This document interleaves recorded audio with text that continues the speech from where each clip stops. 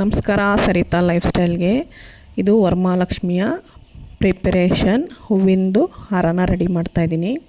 ನಾನು ಸಿಟಿಗೆ ಹೋಗಿ ಹಿಂದಿನ ದಿನವೇ ಕನಕಾಂಬರ ಹೂವು ಮತ್ತು ಸುಗಂಧರಾಜ, ಮಲ್ಲಿಗೆ ಹೂವು ಮತ್ತು ಚೆಂಡು ಹೂವು ಎಲ್ಲ ತೊಗೊಂಬಂದಿದ್ದೆ. ಫಸ್ಟು ಚೆಂಡು ಹೂದು ಹಾರ ಮಾಡಿ ಇಟ್ಬಿಡೋಣ ಬಾಗಿಲಿಗೆ ಅಂತ ರೆಡಿ ಮಾಡ್ತಾಯಿದ್ದೀನಿ. ಇದೇ ಫಸ್ಟ್ ಟೈಮು ನಾನು ಎಕ್ಸ್ಟ್ರಾ ಚೆಂಡು ಹಾರಕ್ಕೆ 2 ಬಾಲು ಮತ್ತು ಬೆಲ್ಲನ್ನ ತೊಗೊಂಬಂದಿದ್ದೆ. ನಿಜವಾಗ್ಲೂ ನನಗೆ ಇಷ್ಟು ಚೆನ್ನಾಗಿ ಬರುತ್ತೆ ಅಂತಲೇ ಗೊತ್ತಿಲ್ಲ. ಎಷ್ಟು ಚೆನ್ನಾಗಿ ಕಾಣಿಸ್ತಿದೆ ನೋಡಿ. ನಾವೇ ಮನೇಲಿ ಮಾಡಿದಾಗ ಎಷ್ಟು ಖುಷಿ ಆಗುತ್ತಲ್ವ.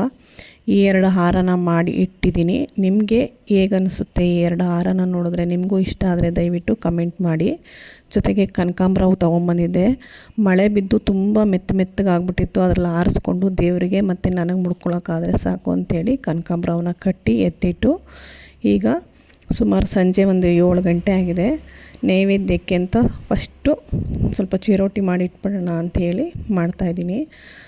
ತುಂಬಾ ಚೆನ್ನಾಗಿ ಬಂದಿತ್ತು ಚಿರೋಟಿ ಗರ್ಗರಿಯಾಗಿ. ಮೀಡಿಯಮ್ಮಾಗಿ ಸಕ್ಕರೆ ಪುಡಿ ಹಾಕಿದ್ದೀನಿ. ನನಗೆ ಜಾಸ್ತಿ ಸಿಹಿ ಅನಿಸಿದ್ರೆ ಒಂಥರ ಹೆವಿ ಅನಿಸುತ್ತೆ ಅಂಥೇಳಿ ಎಷ್ಟು ಬೇಕೋ ಅಷ್ಟು ಹಾಕ್ಕೊಂಡಿದ್ದೆ. ಮೊದಲನೇದು ನೈವೇದ್ಯಕ್ಕೆ ಚಿರೋಟಿ ಮಾಡಿದ್ದೀನಿ. 2ನೇದು ರವೆ ಉಂಡೆ, 3ನೇದು ಪುಳಿಯೋಗರೆ ಮತ್ತು ಹೋಳಿಗೆ. ಈ ಥರ ಒಂದು 4-5 ಥರ ಅಮ್ಮನಿಗೆ 12 ಥರ ಮಾಡಬೇಕು ಅಂತ ಹೇಳ್ತಾರೆ. 12 ಥರ ಆಗಿಲ್ಲ ಅಂದರೆ ಅಟ್ಲೀಸ್ಟ್ 3 ಇಲ್ಲ 5 ಥರನಾದರೂ ಮಾಡಿಟ್ರೆ ತುಂಬ ಶ್ರೇಷ್ಠ ಅಂತ ನಾನು ಯಾರ ಬಾಯಲ್ಲೋ ಕೇಳಿ ತಿಳ್ಕೊಂಡಿದ್ದೆ. ನೀವು ಯಾರು ಎಷ್ಟೆಷ್ಟು ಥರದ ನೈವೇದ್ಯ ಮಾಡಿದ್ದೀರಾ ಅಂತ ನನಗೆ ಕಮೆಂಟ್ ಮಾಡಿ ತಿಳಿಸಿ. ನಾನು ಚಿರೋಟಿಗೆ 1 ಬೌಲು ಚಿರೋಟಿ ರವೆ, 1 ಬೌಲು ಮೈದಾನ ಹಾಕಿ ಸ್ವಲ್ಪ ನೀರಲ್ಲಿ ಚೆನ್ನಾಗಿ ಕಲಸಿ, ಎಣ್ಣೆಯಲ್ಲಿ ಚೆನ್ನಾಗಿ ಮೃದುವಾಗೋ ಹಾಗೆ ಕಲಸಿ ಒಂದು ಬಟ್ಟೆನ ಮುಚ್ಚಿ ಎತ್ತಿಟ್ಟಿದ್ದೆ. ಸ್ವಲ್ಪ ಹೊತ್ತಾದಮೇಲೆ ನಾವೇನು ಚಪಾತಿ ಮಾಡ್ತೀವಿ ಅದರ ಅಳತೆಗೆ ಒಂದು 5 ಉಂಡೆನ ತಗೊಂಡು ಚಪಾತಿನ ಒತ್ತೋ ಥರ ಒತ್ತಿ, ಆಮೇಲೆ ಅದಕ್ಕೆ ಸ್ವಲ್ಪ ತುಪ್ಪ, ನಂದಿನಿ ತುಪ್ಪ ಮತ್ತು ಅಕ್ಕಿ ಹಿಟ್ಟು ಹಾಕಿ ಚೆನ್ನಾಗಿ ಸಾಟಿ ಮಾಡಿ ಇಟ್ಕೊಂಡಿದ್ದೆ. ಅದನ್ನು ಹಾಕಿ ಅದಕ್ಕೆ ಒಂದ್ರ ಮೇಲೆ ಒಂದನ್ನು ಹಾಕಿ 5 ಚಪಾತಿನೂ ರೋಲ್ ಮಾಡಿ ಕಟ್ ಮಾಡಿಕೊಂಡು, ತುಂಬ ಗಟ್ಟಿಯಾಗಿ ಅಮುಕ್ಬಾರ್ದು, ಸಾಫ್ಟಾಗಿ ಲಟ್ಟಿಸ್ಕೊಂಡು ಎಣ್ಣೆನ ಅದ್ರ ಮೇಲೆ ಹಾಕಿ ಬೇಯಿಸಿ, ಅದಾದಮೇಲೆ ಒಂಚೂರು ಮಿಕ್ಸಿನಲ್ಲಿ ಸಕ್ಕರೆ ಮತ್ತು ಏಲಕ್ಕಿ ಹಾಕಿ ಪುಡಿ ಮಾಡಿ ಇಟ್ಕೊಂಡಿದ್ದೆ. ಇವಾಗ ಚಿರೋಟಿ ಎಲ್ಲ ಮಾಡಿ ಎತ್ತಿಟ್ಟಿದ್ದೀನಿ. ತುಂಬಾ ಚೆನ್ನಾಗಿ ಬಂದಿದ್ದು.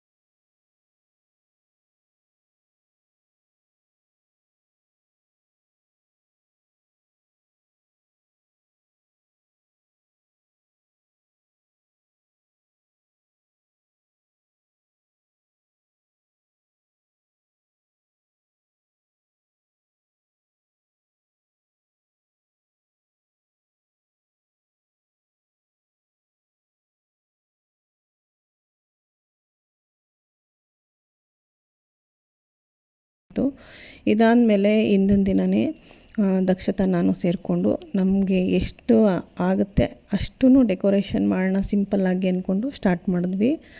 ನಿಜವಾಗ್ಲೂ ನಮ್ಮ ಮನೇಲಿ ಡೆಕೋರೇಷನ್ ಯಾರು ಬಂದವರೆಲ್ಲ ಕೇಳ್ತಾಯಿದ್ರು, ಹೊರಗಡೆ ಮಾಡಿಸಿದ್ದ ನೀವು ಅಂತ. ಇಲ್ಲ ನಾವೇ ಮಾಡಿದ್ದು ಅಂದರೆ ಅವರಿಗೆ ಒಂಥರ ಶಾಕ್ ಆಗ್ತಾಯಿತ್ತು, ಇಷ್ಟು ಚೆನ್ನಾಗಿ ಮಾಡಿದ್ದೀರಾ ಅಂತ. ಒಂದು ತಿಂಗಳಿಂದನೇ ಅನ್ಕೋತಾ ಇದ್ವಿ ಹಿಂಗೆ ಮಾಡಬೇಕು ಹಂಗೆ ಮಾಡಬೇಕು ಅಂತ. ನಾನು ಮತ್ತು ದಕ್ಷತಾ ನಾವೇನು ಅಂದ್ಕೊಂಡ್ವಿ ಹಂಗೇ ಬಂತು. ನಿಜವಾಗ್ಲೂ ತುಂಬ ಖುಷಿಯಾಯಿತು. ನಾನು ಹಿಂದೆ ಹಾಕಿರೋದು ಲಾನ್ ಮ್ಯಾಟು, ಅದು ಸುಮಾರು 2 ವರ್ಷದ ಹಿಂದೆ ತರಿಸಿರೋದು. ಇನ್ನು ಆ ಕಡೆ ಈ ಕಡೆ ಏನು ಯೆಲ್ಲೋ ಕಲರ್ ಪ್ಲ್ಯಾಸ್ಟಿಕ್ ಬೆಲ್ಲಿದೆ, ಅದನ್ನು ಮೀಶೋಯಿಂದ ಒಂದು 3 ವರ್ಷದ ಹಿಂದೆಯೇ ಪ್ರತಿ ವರ್ಷ ಒಂದೊಂದನ್ನು ಇಷ್ಟ ಆಗಿದ್ದನ್ನು ನೀಟಾಗಿ ತರಿಸಿರ್ತೀನಿ. ತರಿಸಿದ್ಮೇಲೆ ಪೂಜೆಗೆ ಯೂಸ್ ಮಾಡಿದ್ಮೇಲೆ ನೀಟಾಗಿ ಒಂದು ಬಾಕ್ಸ್ಗೆ ಹಾಕಿ ಎತ್ತಿಟ್ಕೊಂಡಿರ್ತೀನಿ. ಹಂಗಾಗಿ ನನಗೆ ಈ ಸರಿ ಎಷ್ಟು ಇನ್ನೂ ಸುಮಾರು ಥರದ್ದಿದೆ, ಇಷ್ಟು ಸಿಂಪಲ್ಲಾಗಿ ಸಾಕು ಅಂಥೇಳಿ ಈ ಇಯರ್ ಈ ಥರ ಮಾಡಿದ್ದೀವಿ. ಪ್ಲ್ಯಾಸ್ಟಿಕ್ಕಾಗಿ ಯೂಸ್ ಮಾಡಿದ್ದು ಇದು ಮಾತ್ರ. ಇನ್ನು ನಾವಿವಾಗ ಏನು ನೀವು ಸ್ಟ್ಯಾಂಡನ್ನ ಇಡ್ತಾಯಿದ್ದೀವಿ, ಅದರಲ್ಲಿ ದಕ್ಷತಾ ಒರ್ಜಿನಲ್ಲು ಸೇವತ್ತಿಗೆ ಮತ್ತು ಇನ್ನೊಂದು ಪರ್ಪಲ್ ಕಲರ್ದು ಫ್ಯಾನ್ಸಿ ಹೂವಿತ್ತು, ಅದನ್ನು ರಿಯಲ್ಲಾಗಿರೋದನ್ನೇ ಹಾಕಿದ್ವಿ. ತುಂಬ ಚೆನ್ನಾಗಿತ್ತು. ನಾವು ಈ ನಮ್ಮ ಹಳೆಯ ಸ್ಟ್ಯಾಂಡ್ ವೈಟ್ ಸ್ಟ್ಯಾಂಡಿಗೆ ಈ ಬ್ಯಾಕ್ಗ್ರೌಂಡ್ ಆಗಿರೋವಂಥ ಒಂದು ಏನು ನಿಮಗೆ ಕಾಣಿಸ್ತಾ ಇದೆ ಪಟ್ಟಿ, ಅದನ್ನು ಮಾಡಿಸಿ ಇಟ್ಕೊಂಡಿದ್ದೆ ಸುಮಾರು ಒಂದು 15 ದಿನ ಹಿಂದೆಯೇ. ಇವರು ನಮ್ಮ ಮನೆಗೆ ಬರ್ತಾ ಇರ್ತಾರೆ ಅವಾಗವಾಗ ಕಾರ್ಪೆಂಟ್ರು. ಅವ್ರ ಹತ್ರ ನಾನು ಮಾಡಿಸಿಟ್ಟಿದ್ದೆ, ಬಟ್ ಅದು ಸರಿ ಹೋಗಲಿಲ್ಲ. ಹಂಗಾಗಿ ಮತ್ತೆ ಪಾಪ ಅವರಿಗೆ ಕಾಲ್ ಮಾಡಿದೆ, ರವೀಣ ಅದು ಯಾಕೋ ಸರಿ ಹೋಗ್ತಾ ಇಲ್ಲ ಬನ್ನಿ ಅಂಥೇಳಿ. ಪಾಪ ಬಂದು 5 ನಿಮಿಷ 3 ಸ್ಕ್ರೂನ ಹಾಕ್ಕೊಟ್ರು. ಅವ್ರು ಹಾಕಿದ್ಮೇಲೆ ತುಂಬ ನೀಟಾಗಿ ಅದು ಕೂತ್ಕೊಂಡಿದ್ದು. ಇದಾದಮೇಲೆ ನಾವೇನು ಫಾರ್ಮ್ ತಂದಿದ್ವಿ ಅದನ್ನು ನಾನು ಹಿಂದಿನ ದಿನವೇ ನೀರಲ್ಲಿ ಸೋಕ್ ಮಾಡಿ ಎತ್ತಿಟ್ಕೊಂಡಿದ್ದೆ, ನೀರೆಲ್ಲ ಡ್ರೈ ಆಗಲಿ ಸ್ವಲ್ಪ ಅಂಥೇಳಿ. ಅದನ್ನು ನಾನು ದಕ್ಷತೆಗೆ ಗೊತ್ತಾಗಲ್ಲ ಅಂಥೇಳಿ ಸ್ವಲ್ಪ ಟೇಪು ಮತ್ತು ಅದರದ್ದೊಂದು ತಂತಿ ಬರುತ್ತೆ, ಅದನ್ನೆಲ್ಲ ಹಾಕಿ ನೀಟಾಗಿ ಕಟ್ಟಿ ನಾನು ದೇವ್ರ ಮನೆ ಕ್ಲೀನ್ ಮಾಡೋಕ್ಕೆ ಹೋದೆ. ಅಷ್ಟರಲ್ಲಿ ನೀಟಾಗಿ ದಕ್ಷತಾ ಅದನ್ನೆಲ್ಲ ಡೆಕೋರೇಷನ್ ಮಾಡಿದ್ಲು. ಇನ್ನು ನಾವು ಏನು ಅಮ್ಮನಿಗೆ ಪೀಠ ಇಟ್ಟಿದ್ದೀವಿ ನೋಡಿ, ವೈಟ್ ಸ್ಟೂಲ್ ಮೇಲೆ ನಿಮಗೆ ಕಾಣಿಸ್ತಾ ಇದೆಯಾ ರೆಡ್ ಕಲರು, ಮತ್ತು ಆ ಕಡೆ ಈ ಕಡೆ ಪುಟ್ಟು ಪಿಲ್ಲೋ ಮಾಡಿರೋದು ನೀವು ನನ್ನ ಹಿಂದಿನ ವೀಡಿಯೋದಲ್ಲಿ ನೋಡಿದ್ದೀರಾ. ಅದು ನಾನು ಮನೆಯಲ್ಲೇ ಮಾಡಿರೋ ಅಂಥದ್ದು.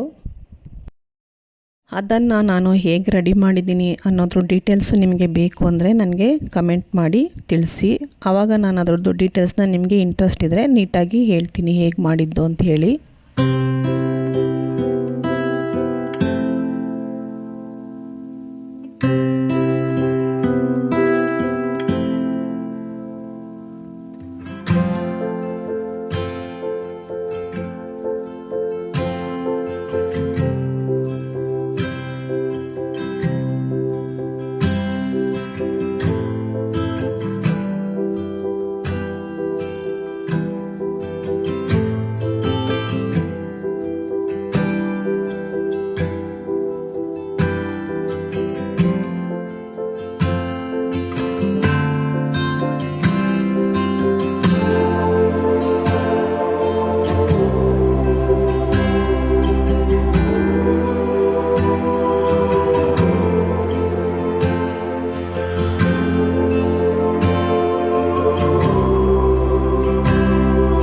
ನಾನು ಹಿಂದಿನ ದಿನವೇ ಮಾರ್ಕೆಟ್ಗೆ ಹೋಗುವಾಗ ನನಗೆ ದಕ್ಷತಾ ಹೇಳೇ ಕಳಿಸಿದ್ಲು, ಅಮ್ಮ ನನಗೆ ಈ ಥರ ಕಲರ್ಸು ಹೂವೇ ಬೇಕು ಅಂತ. ಸದ್ಯ ನಾನು ಅವಳಿಗೆ ಬೈದು ಹೋಗಿದ್ದೆ, ನೀನು ಹೇಳಿದ್ದು ಎಲ್ಲ ಅಲ್ಲಿ ಸಿಗುತ್ತಾ ದಕ್ಷತಾ, ಮತ್ತು ರಶ್ ಇದ್ದರೆ ನಮಗೆ ಸಿಗುತ್ತೋ ಇಲ್ವೋ, ಮಳೆ ಬೇರೆ ಬರ್ತಾಯಿದೆ ಅಂತ. ಸದ್ಯ ಇವಳು ಏನು ಅಂದ್ಕೊಂಡಿದ್ಲೋ ಆ ಹೂವು ನನಗೆ ಬೇಗನೆ ಸಿಕ್ತು.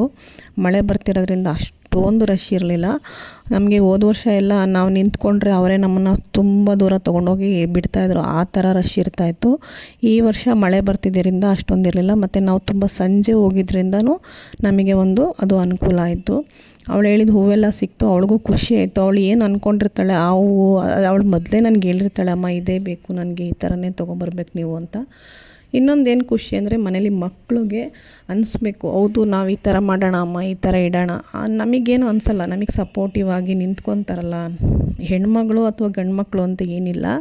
ನಮ್ಮ ಮನೇಲಿ ಇಬ್ಬರು ಮಕ್ಕಳು ನನಗೆ, ಅವನು ಏನು ಸಹಾಯ ಮಾಡಬೇಕು ಅದನ್ನು ಅವನು ನೀಟಾಗಿ ಮಾಡಿಕೊಡ್ತಾನೆ. ನನಗೆ ಇವಳು ಅಷ್ಟೇ, ಕೆಲವು ವಿಷಯದಲ್ಲಿ ಇವಳು ತುಂಬ, ನನಗಿಬ್ಬರು ಮಕ್ಕಳು ಮೊದಲು ಚಿಕ್ಕವರಿದ್ದಾಗ ಅಷ್ಟೊಂದು ಇರ್ತಿರ್ಲಿಲ್ಲ, ಇವಾಗಂತೂ ಇಬ್ಬರು ಮಕ್ಕಳು ನನಗೆ ನಿಜವಾಗ್ಲೂ ತುಂಬ ಸಪೋರ್ಟ್ ಮಾಡ್ತಾರೆ. ನಿಮ್ಮ ಮನೇಲೂ ಮಕ್ಕಳುಗಳು ಏನೇನು ಸಪೋರ್ಟ್ ಮಾಡಿದ್ರು ನೀವು ಅಂತ ನನಗೆ ತಿಳಿಸಿ.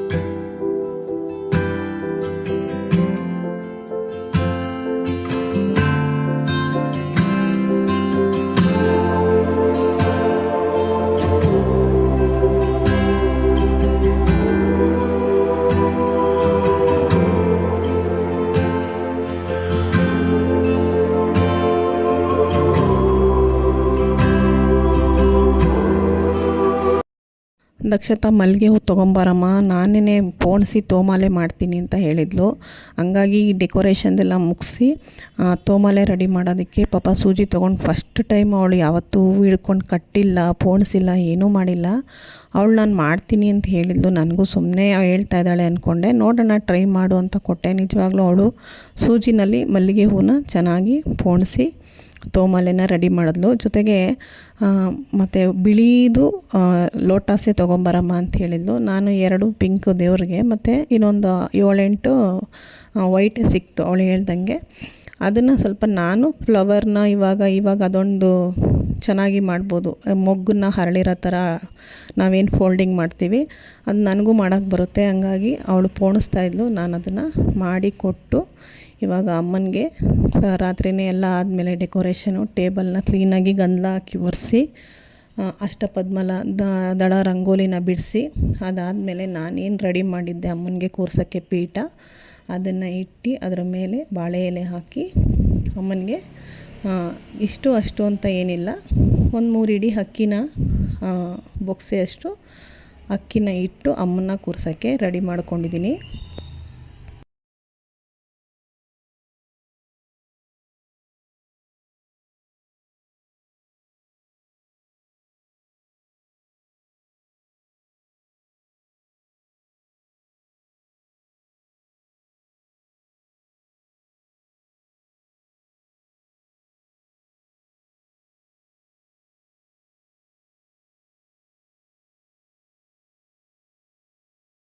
ನಾವು ಇದೆಲ್ಲ ರೆಡಿ ಮಾಡ್ಕೊಳ್ಳೋಷ್ಟರಲ್ಲಿ ಫ್ರೆಶ್ ಆಗಿರೋ ಮಾವಿನ ಸೊಪ್ಪನ್ನ ತೊಗೊಂಬಂದರು ನಮ್ಮ ಮನೆಯವರು. ನನಗೆ ಹೊರಗಡೆ ಸಿಗೋ ಮಾವಿನ ಸೊಪ್ಪು ಅಷ್ಟು ಇಷ್ಟ ಆಗೋಲ್ಲ, ಹಂಗಾಗಿ ನಮ್ಮ ಮನೆಯವ್ರಿಗೆ ಹೇಳಿರ್ತೀನಿ. ಅವರು ಮಾವಿನ ಸೊಪ್ಪನ್ನ ಮಿಸ್ ಮಾಡಲ್ಲ. ಸ್ವಲ್ಪ ಲೇಟ್ ಆದರೂ ನನಗಿಂತ ಚೆನ್ನಾಗಿ ಸೆಲೆಕ್ಷನ್ ಅಂದರೆ ಒಂದು ಮರದಲ್ಲಾಗಲಿ ಅವ್ರ ಸ್ನೇಹಿತರು ಗಿಡದಲ್ಲಾಗಲಿ ಹೇಳಿ ಇಸ್ಕೊಂಡು ಬರ್ತಾರೆ. ಅವ್ರಿಗೂ ಮಾವಿನ ಸೊಪ್ಪು ಮಾತ್ರ ನೀಟಾಗಿ ಫ್ರೆಶ್ ಆಗಿರೋದೇ ಇಷ್ಟ ಆಗುತ್ತೆ. ನಕ್ಷತ್ರ ಸುಮಾರಾಗಿ ರೆಡಿ ಮಾಡಿದ್ಲು, ಅದನ್ನು ನಾನು ತೊಗೊಂಬಲೇನೆ ಇನ್ನೊಂದು ಸ್ವಲ್ಪ ನೀಟಾಗಿ ರೆಡಿ ಮಾಡಿದೆ. ನೋಡಿ ನಾನು ಹೇಳ್ದಂಥ ಬಿಳಿ ಕಮಲದ ಹೂವನ್ನ ಈ ಥರ ರೆಡಿ ಮಾಡಿದ್ದೀನಿ. ನಿಜವಾಗ್ಲೂ ತುಂಬಾ ಚೆನ್ನಾಗಿ ಕಾಣಿಸ್ತಿತ್ತು.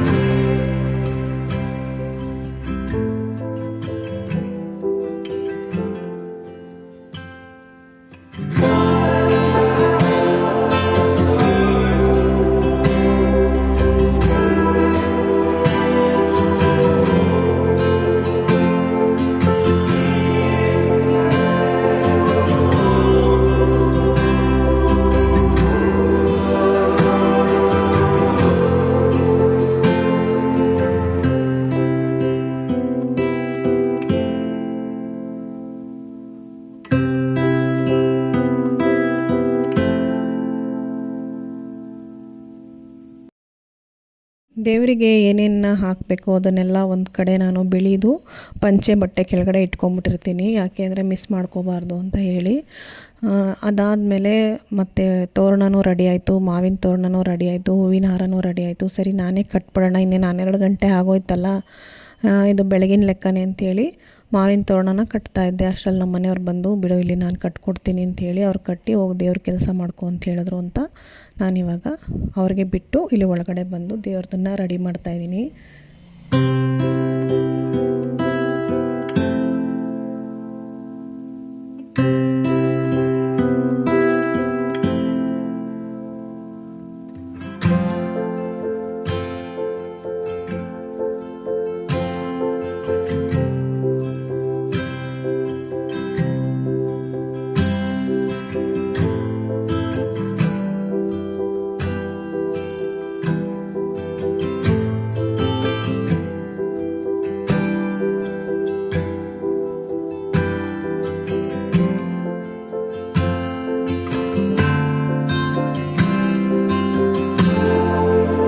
ಇನ್ನು ನಾನು ಉಡಿಸಿರೋ ಸೀರೆ ಬಂದು ಮೈಸೂರು ಸಿಲ್ಕು ಕ್ರೇಪು, ಆರೆಂಜ್ಗೆ ಗ್ರೀನ್ ಕಲರ್ ಬಾರ್ಡ್ರು, ಮಾವಿನಕಾಯಿ ಬಾರ್ಡ್ರ್ ಇದೆ. ತುಂಬಾ ಇಷ್ಟ ಆಯಿತು ನನಗೆ ಇದು ಸ್ಯಾರಿ. ನಾನು ಮೊದಲು ಹೋಗಿ ನಾನು ಕರ್ನಾಟಕದಲ್ಲಿ ನೀವು ಆಲ್ರೆಡಿ ನಂದು ಹಿಂದಿಂದು ವೀಡಿಯೋ ಮತ್ತು ಶಾರ್ಟ್ ವೀಡಿಯೋದಲ್ಲೆಲ್ಲ ನೋಡಿದ್ದೀರಾ. ವರಮಹಾಲಕ್ಷ್ಮಿಗೆ ಪರ್ಚೇಸ್ ಮಾಡಿದ್ದು ನಾನು ಮಾವಿನಕಾಯಿ ಬಾರ್ಡ್ರ್ ಅಂತ ಬ್ಲೂ ಕಲರ್ ಸ್ಯಾರಿ. ಆಕಸ್ಮಿಕವಾಗಿ ಈ ಸ್ಯಾರಿನ ನಾನು ತೊಗೋಬೇಕಾಗಿ ಬಂತು ಒಂದು ಕಡೆ. ಹಂಗಾಗಿ ಸರಿ ದೇವರಿಗೆ ಕಾಂಬಿನೇಷನ್ ಇದೆಯಲ್ಲ, ಹಂಗಾಗಿದೆ ಉಡ್ಸೋಣ. ನಂತರ ನಿಮಗೂ ಈ ಕಾಂಬಿನೇಷನ್ ಇಷ್ಟ ಆಗಿದರೆ ದಯವಿಟ್ಟು ಕಮೆಂಟ್ ಸೆಕ್ಷನಲ್ಲಿ ತಿಳಿಸಿ. ನೆಕ್ಸ್ಟ್ ಬರೋ ವಿಡಿಯೋದಲ್ಲಿ ಈ ಸೀರೆ ಹೇಗೆ ತೊಗೊಂಡೆ ಅಂತ ನಿಮಗೆ ತಿಳಿಸ್ಕೊಡ್ತೀನಿ. ತೋರಣ ಅಂತೂ ತುಂಬಾ ಚೆನ್ನಾಗಿ ಕಾಣ್ತಾಯಿತ್ತು ಲಕ್ಷಣವಾಗಿ. ನನಗೆ ಅದೊಂದು ಖುಷಿ ಆಯಿತು.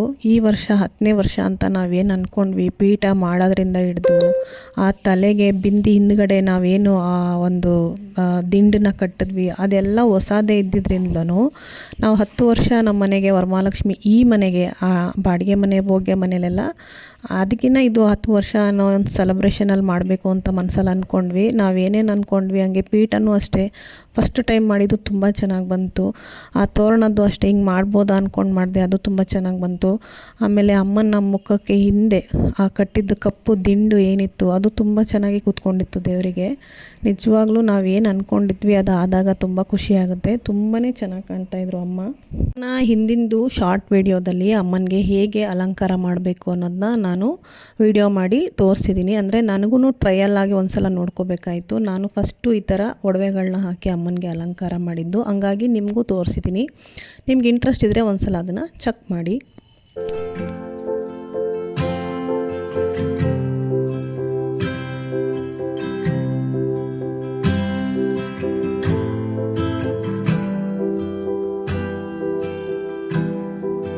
ಯಾವಾಗಲೂ ರಂಗೋಲಿ ಹಾಕುವಾಗ ದಕ್ಷತಾ ನಾನು ಕಲರ್ ಹಾಕ್ತೀನಿ ಅಮ್ಮ ಅಂತ ಹೇಳ್ಕೊಂಡು ನನ್ನ ಜೊತೆನೇ ಇರ್ತಾಯಿದ್ಲು. ಪಾಪ ಅವಳಿಗೆ ಎಕ್ಸಾಮ್ ಇತ್ತು. ನೈಟ್ ಎದ್ದು ಹಿಂದಿನ ದಿನ ಬೇಗ ಎದ್ದು ಓದ್ಕೊಂಡು ಹೋಗಿ ಎಕ್ಸಾಮ್ ಬರೆದು ಮಧ್ಯಾಹ್ನ ಬಂದು ಸುಮಾರು 12 ಗಂಟೆವರೆಗೆ ನನ್ನ ಜೊತೆಲಿದ್ಲು. ಆಮೇಲೆ ಆಗ್ತಾಯಿಲ್ಲಮ್ಮ ಅಂತೇಳಿ ಮಲಗಿಬಿಟ್ಲು.